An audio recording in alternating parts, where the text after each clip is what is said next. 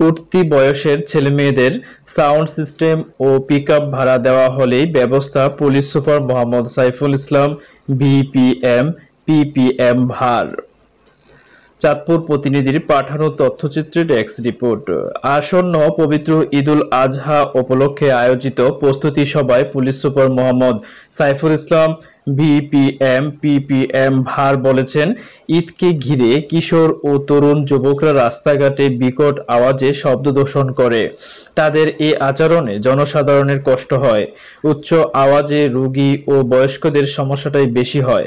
গত বছরের মতো এ বছরও উঠতি বয়সী ছেলেমেয়েদের কাছে সাউন্ড সিস্টেম ও পিকআপ ভাড়া ভ্যান ভাড়া দেওয়া হলে ব্যবস্থা নেওয়া হবে। সে সাথে নৌপথে এমনটি হলে নৌ পুলিশ ফাঁড়িকে ব্যবস্থা নিতে অনুরোধ জানান।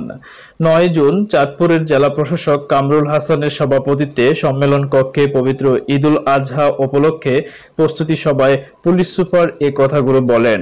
এছাড়াও এই সভায় ঈদকে ঘিরে ঈদের নামাজ, পশুর হাট, চামড়া সংরক্ষণ সহ বিভিন্ন বিষয়ে গুরুত্বপূর্ণ আলোচনা করা হয়।